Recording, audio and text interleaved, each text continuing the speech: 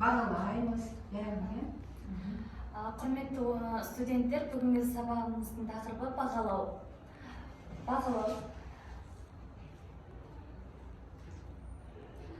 Жоспары, бағалаудың тарихы. Бірінші жоспары бағалаудың тарихына тоқталатын боламыз.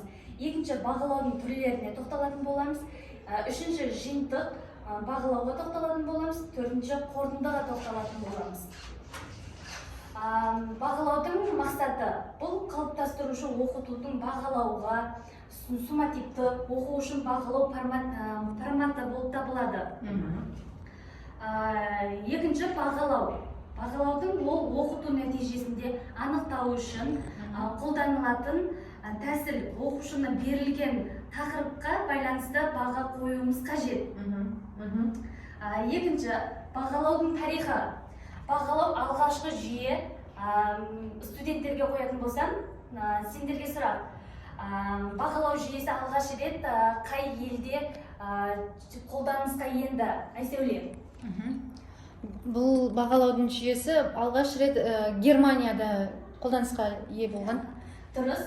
Германияда пайда болған болатын бағалау жүйесі. Ол 3 ұпайдан тұрған.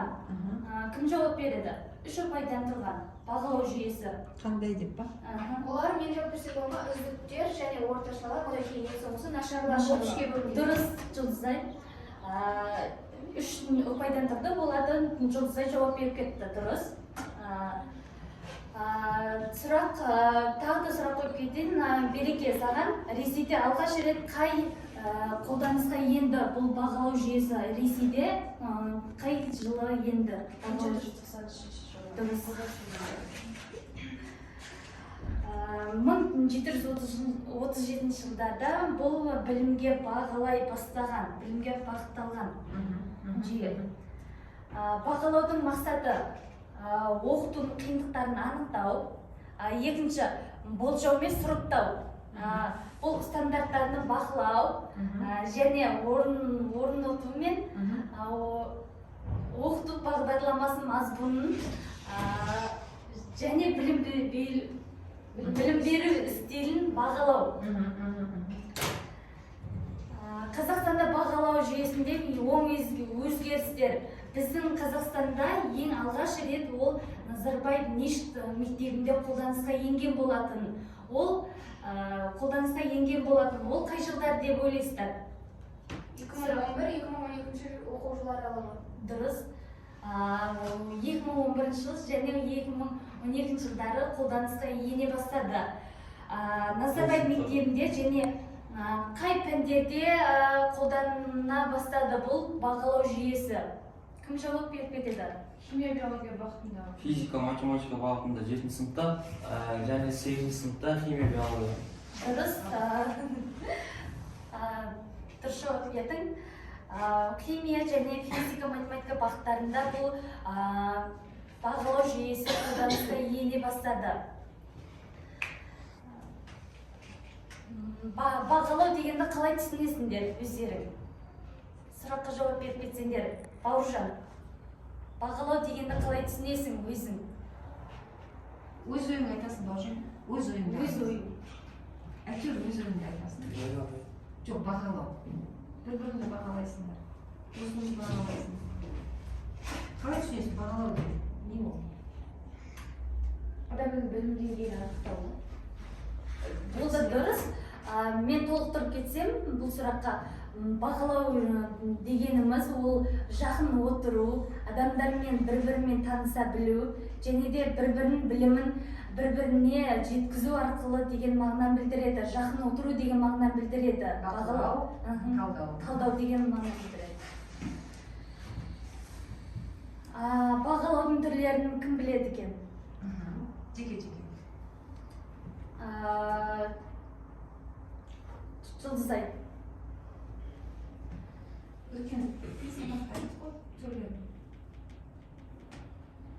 Диагностикалық бағалау, критикалық бағалау, Балдық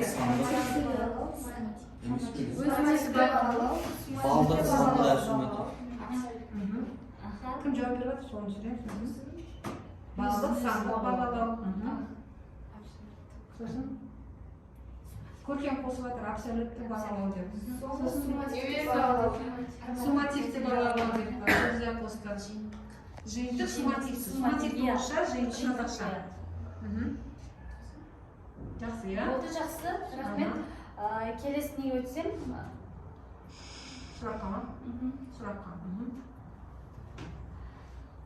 Критериалды бағалау дегеніміз ол екіге бөлінеді. Критериалды бағалау. Қалыптастырушы бағалау, екінші негізгі бағалау деп бөлінеді. Қалыптастырушы бағалау дегеніміз күнделікті алған бағасын қалыптастырушы баға деп аталады. Екінші негізгі бағалау, бұл тарауға байланысты бағаны айтамыз. Екінші неге өтетін болсақ, критериалды бағалау, ол мұғалімдер үшін арналған баға. Ол оқушыларға да арналған бағада болады, екіге бөлінеді.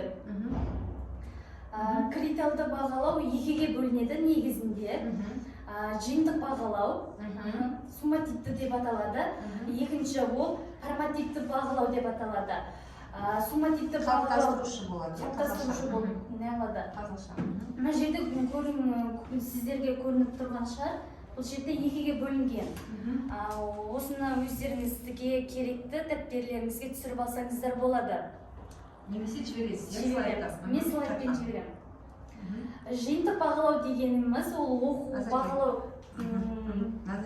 бір оқушыны бағалауды айтамыз, бағалау деп айтамыз. Жиынтық бағалау ол белгілі бір оқушы кезеңде 90 немесе жылдық 90 кезінде қолданылатынды жиынтық бағалау деп аталады. Қазіргі кезде көптеген неде өзгерістер болып жатыр Қазақстан мектебінде. Бұрынғы мектептерде бағамен есептейтін 5-4 деп, ал қазір критериалды бағамен бағалайды оқушыны. Ол қалай? Өйткені 1-ден 10-ға дейін бағалайды. 1-ден 10-ға дейін. 10 дегеніміз ол 5 деген мағынаны білдіреді. 7 дегеніміз ол 4 деген мағынаны білдіреді. Әрі қарай өздеріңізге түсінікті сияқты. Ал қазір университеттерде қандай бағамен бағалайды балды? Сіздерді, иә? Студенттерді, иә? Балдық. Балдық. Кім жауап береді, соған не? Экран. Балдық. Түсініктеме. Тағы. Қосымша ретінде. Балдық. Шкала ретінде. Қазір шкала ретінде. Критериалды. Қайталамаймыз, тек қана жаңа мәлімет қосамыз. Тағы. Рейтингті бағалау жақсы. Өзіне айтайын, қазір университеттерде рейтинг бағалаумен қолданылады. Өйткені қалай?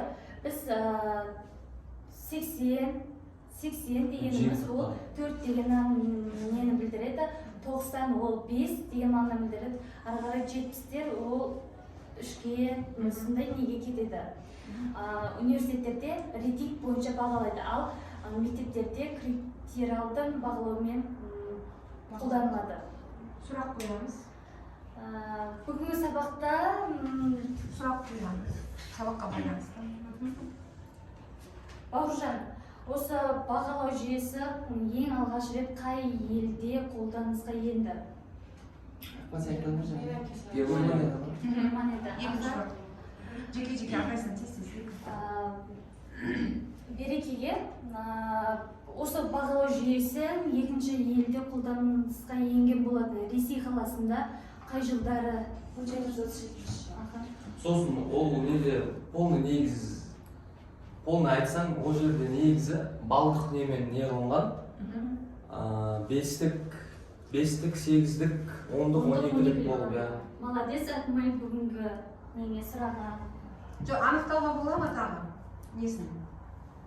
Сондай. Мәлімет, 5-тік, 12-лік дедіңіз ғой сонда? 12 деген ең жоғарғы не болады. Ол 5 деген қазіргі біздің немен не қанда? Балмен есептегенде. ал 3 деген